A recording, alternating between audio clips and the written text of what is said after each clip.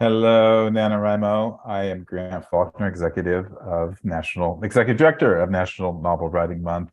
And we are at the tail end of our I Wrote a Novel Now What month now. And it's been great. We've been doing this in January and February, and we've hosted all sorts of webcasts and provided a lot of different types of guidance that we will hope will help you finish your novels and revise them if you want to revise them and publish your novels, or at least kind of be equipped to make those publishing decisions. And over the years, we've done a lot about those publishing decisions. We've had webcasts on how to find an agent, or how to work with an editor at a publishing company, or the nuts and bolts of self-publishing. But today we're going a step further with this, and we're covering something that we've never done before, and that's the world of hoaxes and scams and unethical behavior, which unfortunately is out there, and it's never gone away. It's always sort of been a part of the publishing world. There have always been predators who want to take advantage of vulnerable writers, and I have to say that most of us as writers are vulnerable. When I think about my own writing and publishing journey, most of my mental energy is focused on the creative act of writing. It's very tough to write a whole novel. And so I don't spend, or haven't spent, a lot of time, researching the how to get published or the business side of publishing. So most of us are very vulnerable when we enter that, and sometimes kind of learn as we go, which makes us susceptible to having someone take advantage of us. And especially when we're trying to get our novel out there and share it with the world. And most of us face a lot of rejection on that journey. And so when a door opens, we might kind of go through it without fully educating ourselves about what is involved in that door. And so that's why we're offering the webcast today. And we're super, super blessed and fortunate to have one of the foremost experts on this topic. She's been doing it for at least about 25 years that I know of. And that's Victoria Strauss of Writer Beware. And Victoria, she's the co-founder of Writer Beware with Anne Crispin. And Writer Beware's mission, if you don't know about it, is to track, expose, and raise awareness of scams and other questionable activities in and around the publishing industry. They're actually sponsored by the Science Fiction and Fantasy Writers of America, but they aren't confined to speculative fiction, and they aren't limited to the USA. Writer Beware is designed to be useful to any writer, regardless of genre, experience, nationality, or focus. And I want to mention also that Victoria is a writer, and she's the author of 9 novels for adults and young adults, including the Stone Fantasy duology, which includes The Arm of Stone and The Garden of the Stone, and Passion Blue and Color Song, which are a pair of historical novels for teens. And in addition, she's written a handful of short stories and hundreds of book reviews and a number of articles on writing and publishing that appeared in Writer's Digest, among others. So welcome, Victoria. Thank you. I'm glad to be here. Yeah, absolutely. Well, I'm curious, how did you get involved in Writer Beware? Were you scammed, or did you know people who got scammed, or what sparked this endeavor that you've been doing since 1998, right? I know it's strange to think about. It's been so long. I was never scammed, although I certainly could have been, because when I first started submitting my work, I really knew very little about publishing. But I first got interested in it when I began to go online in the late 1990s and join writers groups and message boards. And I saw so many stories that writers would tell about vanity publishers or fee-charging agents. It was this whole kind of underbelly of publishing that I had absolutely no idea existed. And I became very interested in it. And by coincidence, the Science Fiction and Fantasy Writers Association was looking for someone to put together a resource on writing scams. So I volunteered, and I was introduced to Anne Crispin, who was engaged in a similar endeavor. She was putting together a committee on writing scams. So we joined forces, and that's how Writer Beware was born. Wow. And But you know, like part of your, I think maybe one of your outstanding credentials is just the length of time you've been doing this. And when I mentioned 25 years, I mean the publishing industry or the writing world at large has just changed so much in that time. I mean, NaNoWriMo wasn't even around in 1998 for one thing, Nor and were ebooks. yeah, no ebooks, and well, there were audiobooks, I guess, but they were on cassette or DVDs. And self-publishing really hadn't truly started, not like we know it today. No, not at all. So what's sparked this commitment to be there throughout the time? Because you're not getting paid for this, right? You're a volunteer, you're getting paid minimally, maybe. Yeah. Yeah, it's I and other Writer Aware staffers were all volunteers. You know, when Anne and I started Writer Aware, I don't think we had any vision for what it would become or how long we would be doing this. I think we sort of hoped that we could put ourselves out of business just by raising awareness of scams.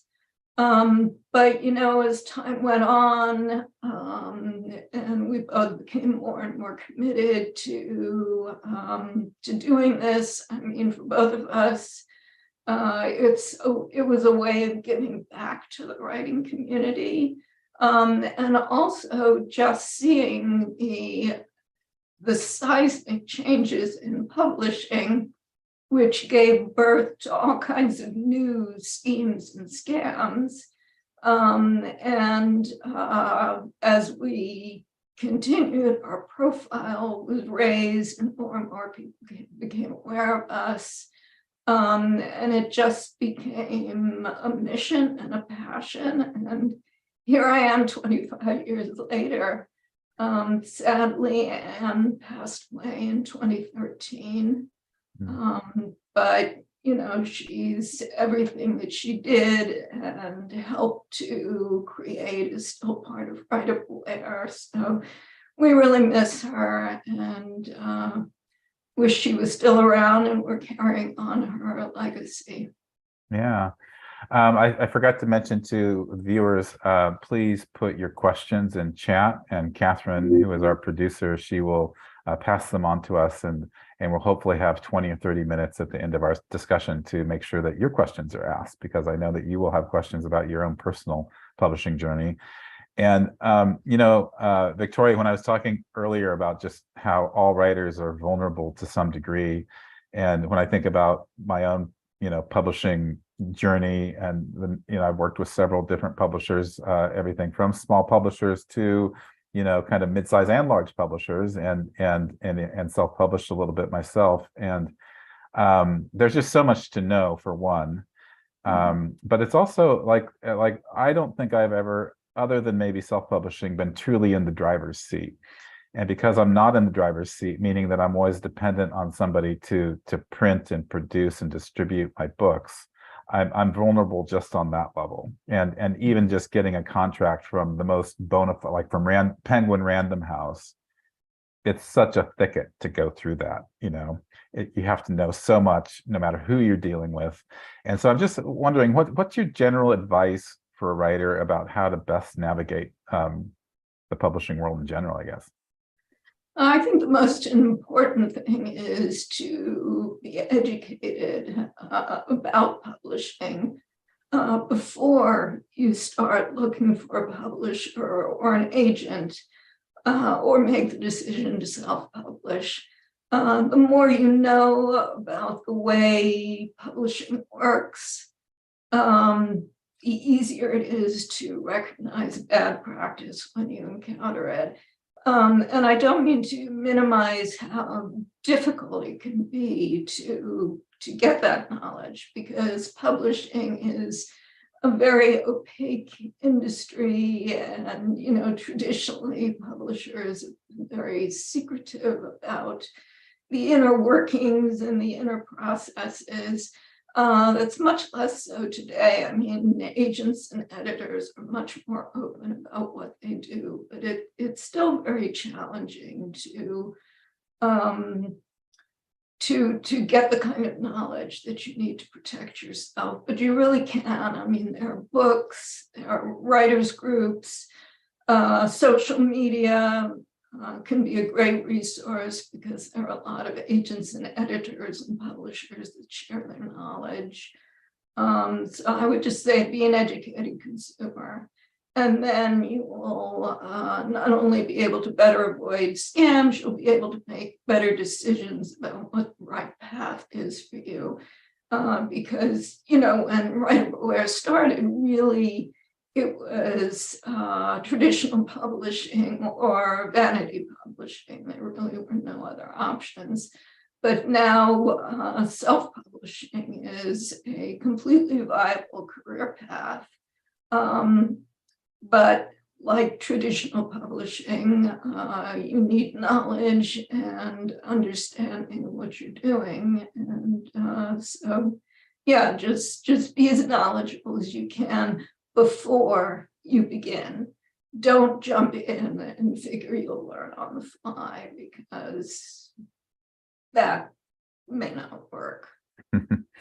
Yeah, and even just the terms you just mentioned there, like when I was growing up as a writer, which was really before self-publishing existed, it was vanity publishing, as they called it, or traditional publishing. And so since you mentioned that term vanity publishing, maybe it's a nice time to just offer a definition. What's the difference between vanity publishing and self-publishing? Well, everybody has a different definition, really. Writer Blair's definition is a publisher that defines itself as a publisher, but charges fees. A self-publishing service provider defines itself as a self-publishing service provider. It's all in the self-presentation, because a vanity publisher that says we're a full service publisher, for instance, but we you know, is presenting the appearance or hoping that you will assume that they're exactly like a traditional publisher, except for the money involved. And that's usually not true. I mean, there are hybrid publishers out there that charge substantial fees and provide benefits that are similar to traditional publishing. And there the question is, you know, would you ever make your money back? But they do offer a traditional style publishing service. But most publishers that charge fees or require book purchases or some other outlay of money are really just pretending to be publishers. They're all about making money on the front end, and they have no investment in producing or selling books. Interesting. And that brings up a question for me is, you know, how do you decide what is a literary fraud and what might be like a new business model? Because as I keep up with the, you know, kind of the trade publications and what's new in publishing, and it just seems like there's a new business model for publishing every other day. Well, you know, truthfully, outright fraud is not that common. Most of what Writer Blair deals with and gets complaints about is bad practice, which isn't necessarily fraudulent, although it can be predatory and, you know, take advantage of writers. So, I mean, an example would be a publisher with author-unfriendly contract clauses that can be predatory, but it's not necessarily a scam, as in an enterprise that's deliberately designed to defraud. In terms of new models, it's very hard to tell. I mean, you sort of have to wait and let them develop. An example is the serialized fiction apps that are proliferating all over the place right now. They tend to have really terrible contracts. I've seen contracts for maybe 10 apps, and I know there are a lot more than that, but most have been really, really poor. Does that make them fraudulent? Not necessarily, but it definitely makes them worth caution, and something that writers need to be aware of, as not necessarily operating in their best interest. So it's kind of a blurry line between fraud and bad practice, or scam and incompetent. It can be hard to tell. Mm-hmm. And I always err on the side of caution. I'm very cautious about using the word scam. Mm. And I don't use it unless I'm really sure that the aim is to rip people off. Interesting. And when you say, I'm just curious, just to go down a level with the, since you were talking about the serialized apps, or I think you used the term author unfriendly terms, or the poor contracts with the some of the serialized apps at least. What would be a poor author contract or an author unfriendly term, if you could just give an example of that?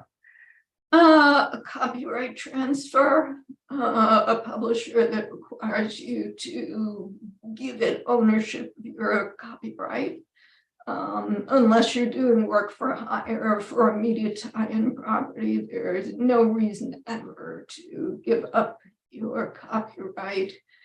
Net profit royalties, where royalties are paid on the publisher's sales income with less various expenses like printing or editing. Claiming copyright on edits, which some publishers do, even though there is no legal precedent for doing so, and most people agree that editing a manuscript doesn't give you ownership of the editors. Those are just a few examples. Yeah, wow. And those are all clauses in a contract that an author should be reading closely, I guess, or having somebody in the know read closely.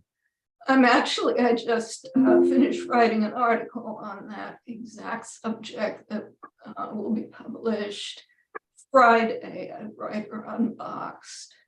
Okay. So, if people are interested, they can check it out.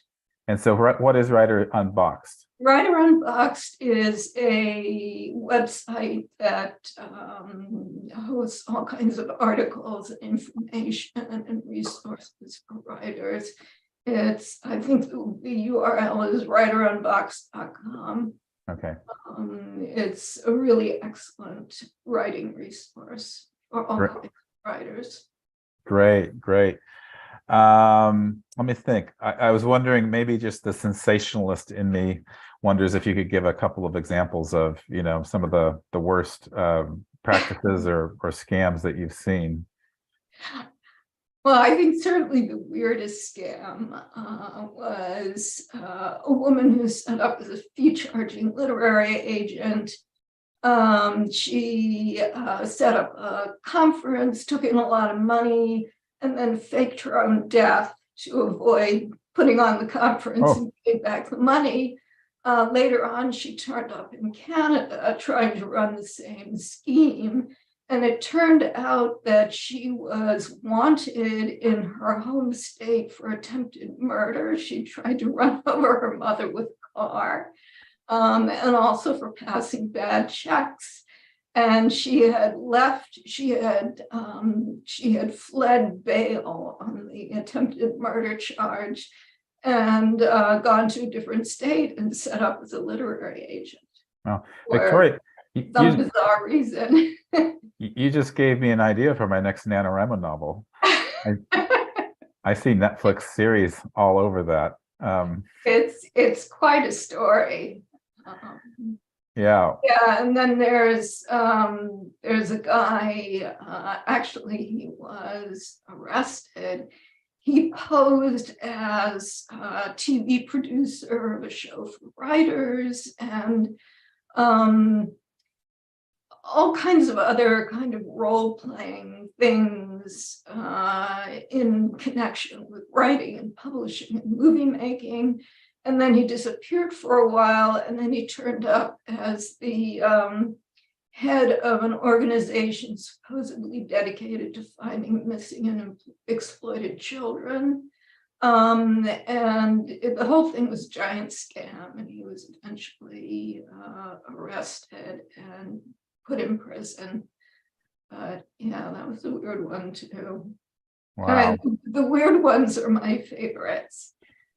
Yeah, I was going to say, I wasn't joking about them being worth the drama of a novel. I'm interested because you mentioned fee charging agents at least a couple times, and I wanted to, since a lot of people are at this stage when they want to get published and they are thinking of the traditional route, and finding an agent is the first thing you really have to do.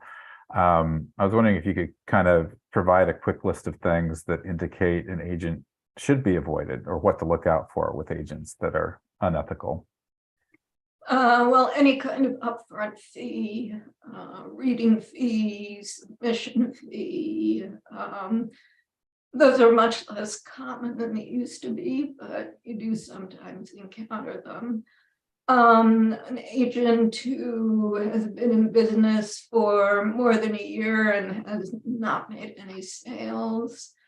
An agent who doesn't provide any information on their background and training, or who has no previous experience or training as an agent or with a publisher. It's really important that, I mean, new agents can be a great bet, especially for new writers, because they're building their list, but it's not an entry-level job. You really need knowledge and skills, and those are best acquired by actually working in publishing or working at an agency. So an agent with no relevant professional background is really at a disadvantage. And probably should be avoided. So that's, there's a range of cautions from the scammy, which is fees or editing referrals, to the issue of competence, which is experience and background.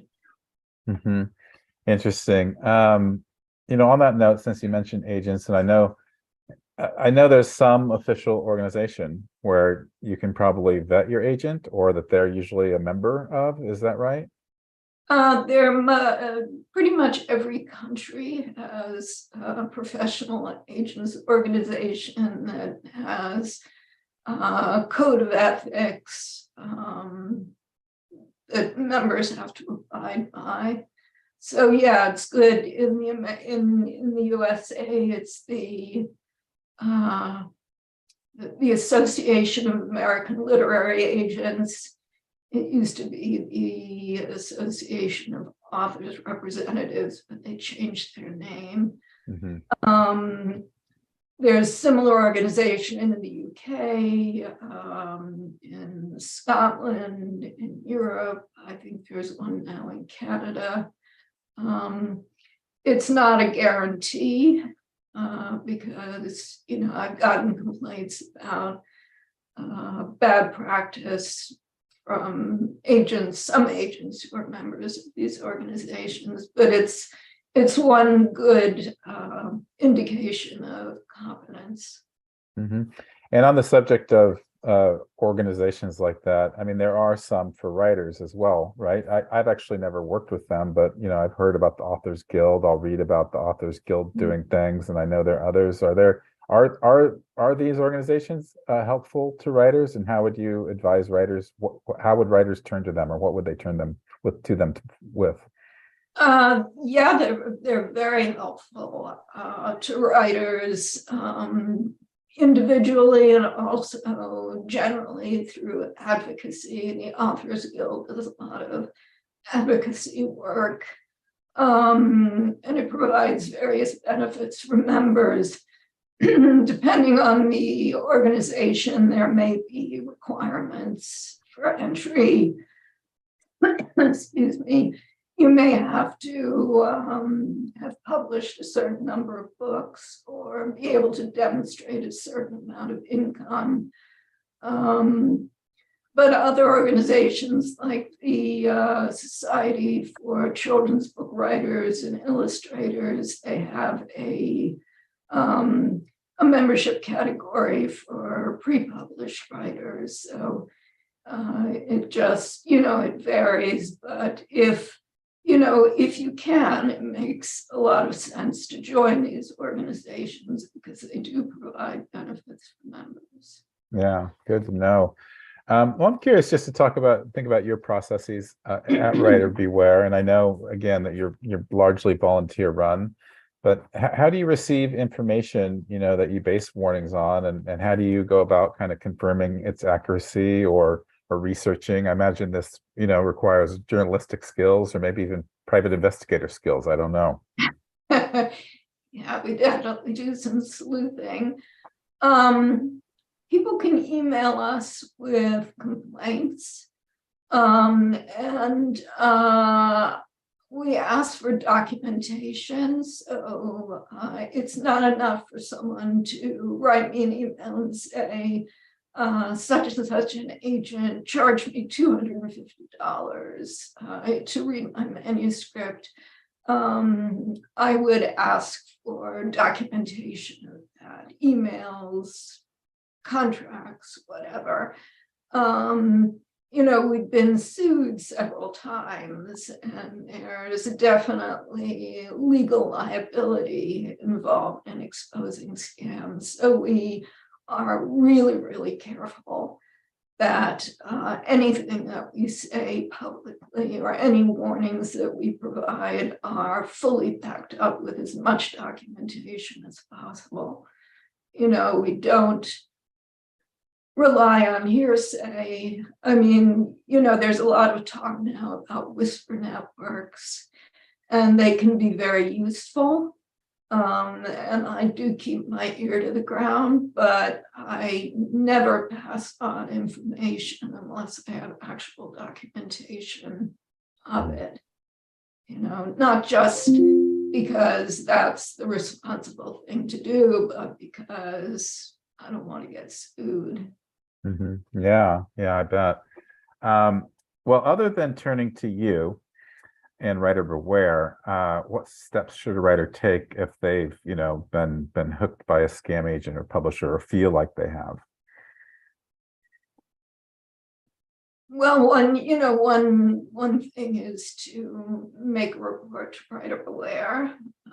We might have gotten other complaints and can provide, greater perspective. Or it might be a new complaint, somebody that we need to look into further. They can also speak out. Twitter is a place where many writers talk about their experiences. That does require courage because it can result in blowback. And it's difficult to come forward. I mean, often people feel ashamed, they feel like it's hardly their fault, or they're exhausted, they just don't want to deal with it anymore. There is the Absolute Right water cooler is a writers forum which maintains a sub-forum called the Beware's Recommendations and Background Check Forum. And writers can go there and report their experiences. And that forum has been collecting information for almost as long as Writer Beware has, and it's a treasure trove of information. I mean, you can go there and you can put a name into the search box and see if other writers have talked about their experiences, or you can add to that, or you can just write a post about your experience for other people to see. Mhm. Getting the word out is important, but like I said, it's tough. So I feel a lot of sympathy for writers who are reluctant to come forward. Yeah, I was going to say, in terms of the self-report, I mean, it's great for people to share their experiences, so that everybody's informed of other people's experiences. I was curious what the line would be between, like, for instance, like I was mentioning earlier, like, I find you mentioned the word opaque, and that is like the right word for any publishing contract I've seen. And I feel, even with the big traditional publishers, like, that I've been, I have complaints about that contract or the way that authors are treated, So I guess the question would be, is what's the difference between kind of a bad author experience and unethical behavior? I mean, I guess I signed that contract, and I signed it with an agent's review, but there are certain practices that are just embedded in this this industry, and again, the writers are usually in a powerless state. I wouldn't say powerless, because you can advocate for yourself. And if you have a good agent, your agent can advocate for you. But it's certainly true that publishing contracts are written to the publisher's advantage. I think every writer's experience is different. If you go into traditional publishing, especially with a big house, you have to accept, and I know people say you shouldn't have to accept, but you do. You have to accept that there are trade-offs. And is that right? Or is it ideal? No, but it goes with the territory. So if that's not what you want to do, go with a smaller press or self-publish. But, in any relationship, there are trade-offs. And one writer's good experience is probably another writer's not good enough experience. And, even with a completely ethical publisher and a decent publishing contract, you can have a bad experience for any number of reasons. You can get bad reviews, your sales may not match up to expectations. So much of it is subjective. I think this is one of the things. Publishing has a lot of gray areas, and there are a lot of parts of it where there aren't absolutes. I think, a bad publisher is bad for every writer, but a good publisher is only good for some writers, isn't necessarily good for all writers. I don't know. I feel like I'm rambling. But no, this is fascinating, at least to me. It's a difficult subject. And, I know I've a number of my books have been with big five publishers. And, even with many good things, I've gotten good advances and beautiful covers, but bad editorial experiences. Like in one case, my editor got kicked upstairs in the middle of editing my book, and I was passed on to somebody else, with the best will in the world, but she would not have bought my book if I had submitted it to her. So it was for me, it was a bad experience, although it was not, other parts of it were good, but because of circumstances, it was not a great experience. So, it really, there's so many factors and so many things that can go wrong and so many things that can go right. And it's really going to be different for everybody. Yeah. And you take a chance when you sign a publishing contract, you don't know what's going to happen. I mean, you can have an idea based on the publisher's reputation, based on your contract clauses, based on what they do for your book. But once it's out there in the world, and even across the process of getting it out there, you just don't know.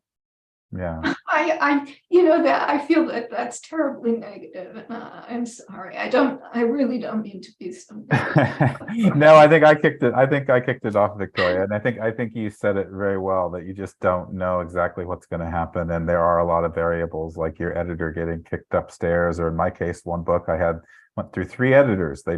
Each one of them moved on to another company, and so you don't know. Yeah, you can't control all that, and yeah, there are a lot of variables, but I guess my point of the question was there are those bad experiences or variables, and that's a little bit different than unethical behavior, right? Like, yes, and unethical behavior is fairly easy to pinpoint, like not paying royalties. mm-hmm. That's unethical, or I got complaints about one publisher that had a big early termination fee in their contract, and they had a period every year where they would give authors the opportunity to leave and to terminate their contracts early, but the catch was they had to pay this gigantic fee. And it won't surprise you to know that the authors who were sort of encouraged to take advantage of this were those with low sales. So, that's pretty unethical. Yeah, definitely.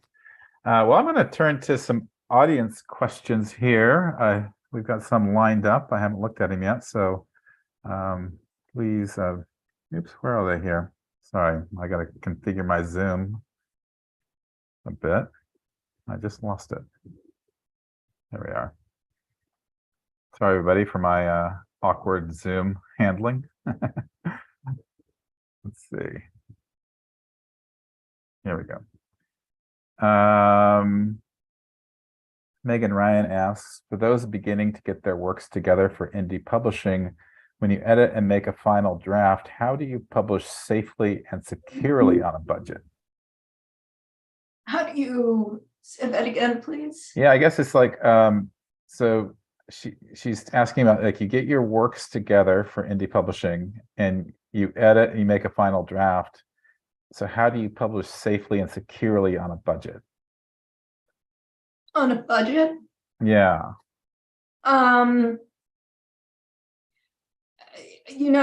That's like that's a complicated answer, but to be very general about it, there are, I would say, research ahead of time. There are experts like Joanna Penn, who provide a lot of advice about this sort of thing. On the Writer Beware website, we have a whole section devoted to self-publishing, and there's a resource section that provides links to several experts, several self-publishing experts, and they can help with that kind of information. But it's good to have a budget, because in order to self-publish well in a very, very competitive field, you do need to spend some money on editing, cover design, and formatting, and probably on marketing as well. So it can be tough, but it's doable. And there are people out there who can help. Thanks for mentioning on that note Joanna Penn, because she is a regular NaNoWriMo participant as well. So Philip Janowski asks, will having a good agent keep one safe from publishing scams? probably from publishing scams, because if you have a good agent, that agent is not going to submit your work to scam publishers. It won't protect you from marketing scams if you decide that you want to hire a publicist. There are a lot of scams in the marketing space. So yeah, you are safer with a good agent, certainly, but not ironclad. Misty Kate asks, would Kindle Vella fall into that cautious area? Are you familiar with Kindle Vella? I'm familiar with Kindle Vella. I have never seen a contract. I would suspect, even though it's a serialized fiction app, it's really quite different from apps like Web Novel or Good Novel or Pop Inc. or the ones that are mostly based in Singapore and Hong Kong. And I've never seen a Vella contract, but I would suspect that it's not bad on the level that these other contracts I've seen are bad. And what makes those bad? Most of them are life of copyright. The author has no ability to terminate or get free. Royalties are paid on net profit. There are often huge financial penalties for any kind of breach by the author. There are sweeping claims on subsidiary rights. You know, some of these apps claim like every subsidiary right in existence. They may make claim on future works, so that you have to submit to them anything you ever write in the future if it's related to the book that you initially get a contract for. They're really just very exploitative. I think the worst aspect is that you can never get free.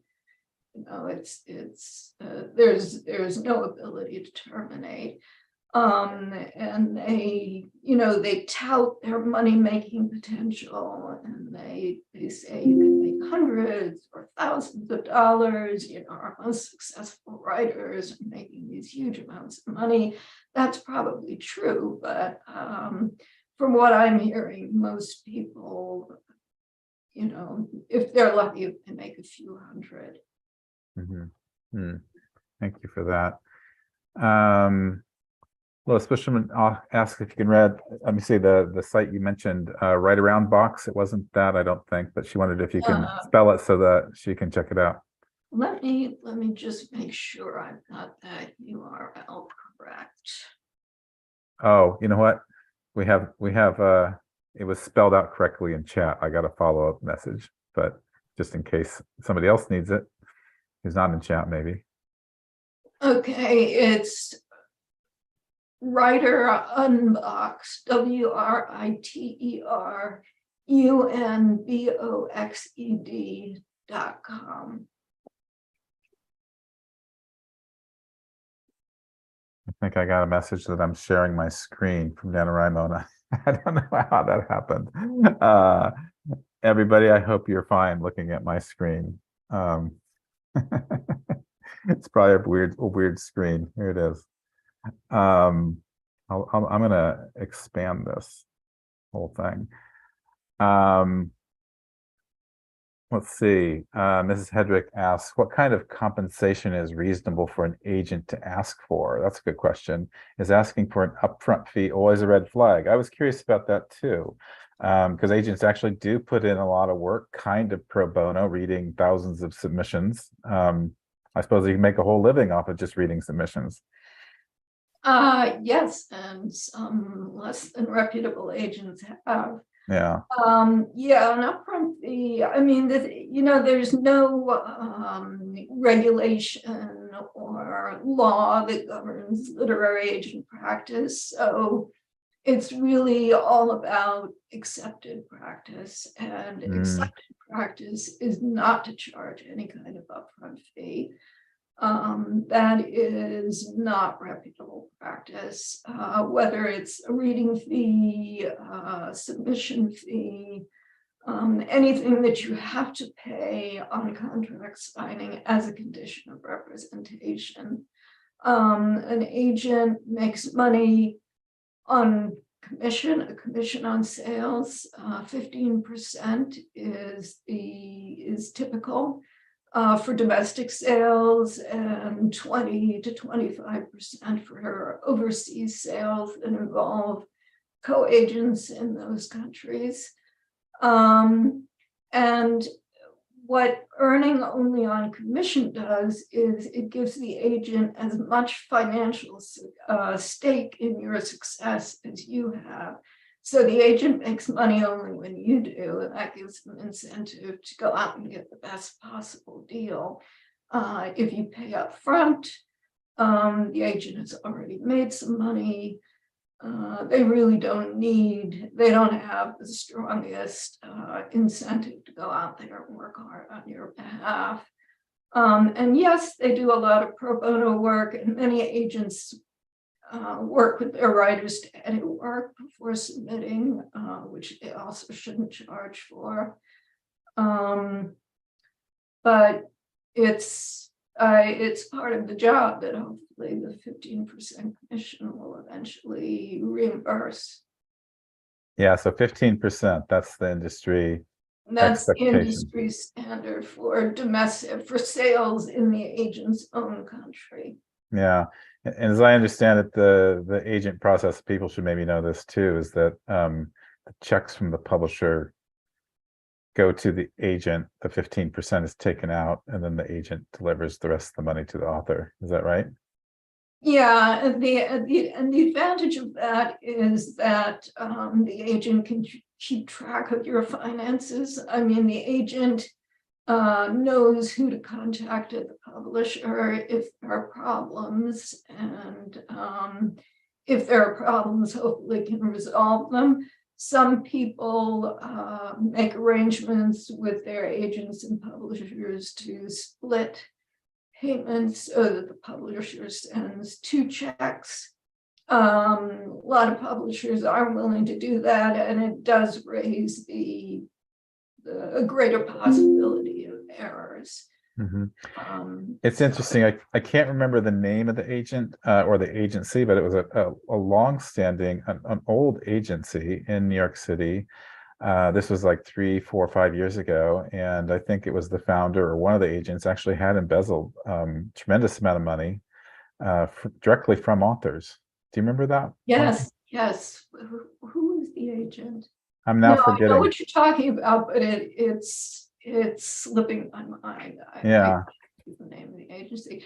Yeah, that's unusual. It made headlines because it is unusual. Yeah, it was in the unusual camp, so hopefully it won't happen again. Let's see. One person just asked, I'm not sure if this is in the writer beware territory, but maybe we can, I think there's a question I can ask that goes beyond this, but what is the process of pitching your material to TV film adaptation? Can you do that as a nonfiction writer? I guess I was like, my follow-up question to this would be also, do you deal with scams on that front too, like the book to film categories? Film is definitely, the movie world is not my area of expertise.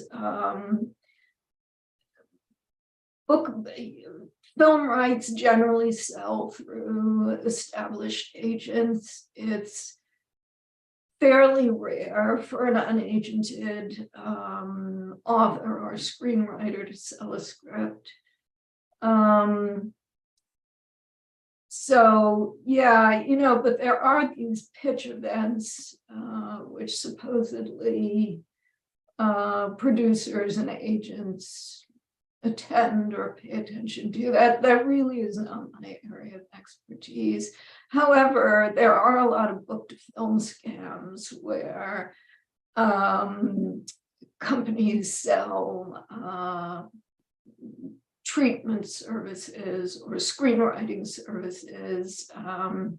And, you know, they'll make a treatment of your book, or they'll even write a screenplay for you. And then you have a treatment and a screenplay, but you don't have an agent. So you have absolutely no way to get either of those into the hands of anybody who might use them. So yeah, there are a lot of scams in that area, and they're very lucrative too, because they can charge really huge fees.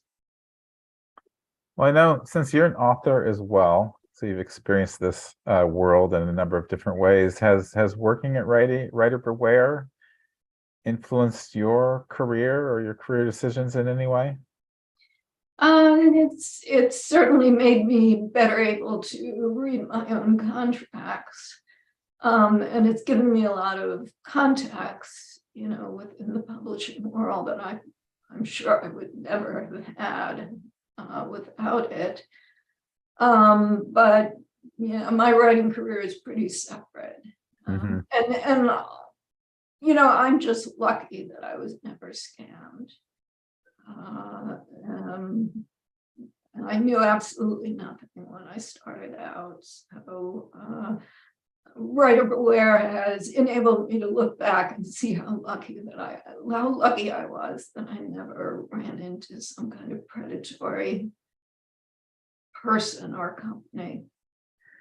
Yeah, definitely. They're out there, and I remember getting a letter from an agent early in my career, and I don't know how this agent even found my address to send me this letter, but anyway, somehow I got on some list, and it was a super complimentary letter about my prose and asking to represent me, and it probably had some sort of reading fee in there.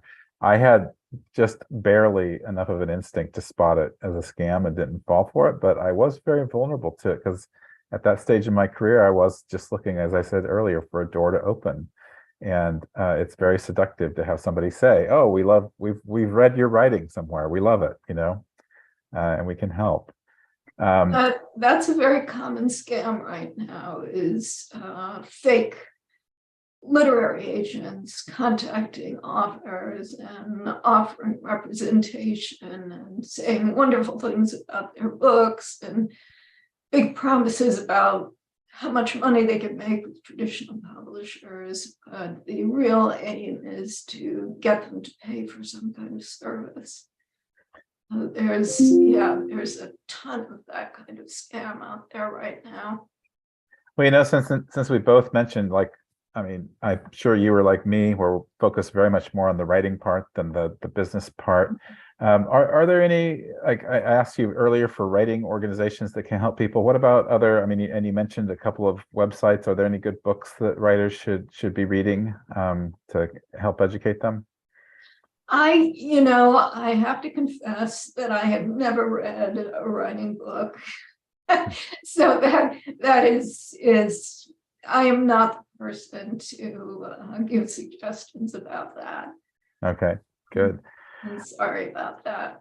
Well, going beyond the book then, since you've been managing the website and the content of Writer Beware, you know, it is a lot of information on the site, which is daunting unto itself. How would you advise writers to engage with Writer Beware? Well, our two main areas are the Writer Beware website, which is a series of general information and warnings about various areas of the publishing industry: literary agents, publishers, copyright, vanity publishers, editors and editing services. And there's a lot of general information out there about in those resources about reputable practice and cautions about scams, as well as links to helpful resources to learn more. There's also our blog, where I report on actual scams that I've uncovered or that need to be warned about, and issues in the publishing industry that writers need to be aware of, like the Copyright Claims Board, which just got established last year. And for specific information, there are search functions on the Write-Everywhere website and on the blog. If you have a question about a specific organization or publisher or agent, you can plug their name in and see if there's any information. If I've written about them or warned about them specifically. If you can't find anything, you can always email me. My email is beware@sfwa.org. And I will look in the Write-Everywhere database, and if I have any information, I'll share it with you. The vast majority of information that we've collected is not public. So what you see on the Write-Everywhere website and the Write-Everywhere blog is just the tip of the iceberg. There's a lot more. So if you're looking for a company's reputation and you don't find them on the blog or the website, that doesn't mean they have a clean bill of health. You know, you can always email me, and if I know something, I'll tell you. Well, good. Well, we're almost at time here. So I was wondering if you have any final parting words of advice for our writers out there who might be thinking of the next steps for their books and thinking about publishing. Just be careful out there. Be an educated consumer. There are a lot of resources. The internet is great, but there's as much bad information out there as good. So you need to be able to filter what you find. Just be careful and cautious, and try not to let your emotion rule your gut. If you have an instinct that something is not on the up and up, but it's the first offer you've had in a while, it's very tempting to ignore those little doubts and go ahead. But that doesn't always work out well. So, you know, pay attention to your gut, watch for warning signs, and try not to let your hope and dreams be exploited by predatory people. That's great advice, Victoria, and I like the way you put that, because our emotions are so often at the center of all this.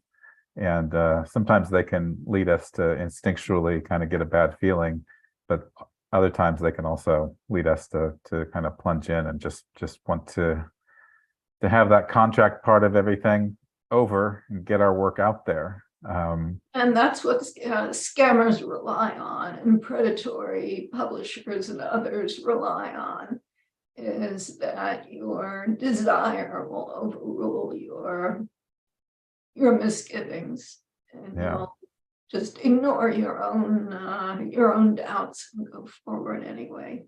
And they know how to flatter and how to present things in the best light. Well, thank you so much for joining us and giving us a first Writer Beware kind of tutorial. Really appreciate you helping NaNoWriMo writers, and really appreciate you helping the writing community at large navigate all of this and hopefully not be preyed upon. So thank you so much, Victoria. And thank you. Thank you for having me. Absolutely. It was a treat and also a learning experience for me. And just want to also thank the NaNoWriMo viewers for joining us and for joining us in writing your novels, but also joining us in the I Wrote a Novel Now What initiative. We hope you will keep writing with us and sign up for Camp NaNoWriMo, which suddenly is just around the corner, coming up in March, but we kick it off, or coming up in April, but we kick it off in March. So we hopefully will see you in camp.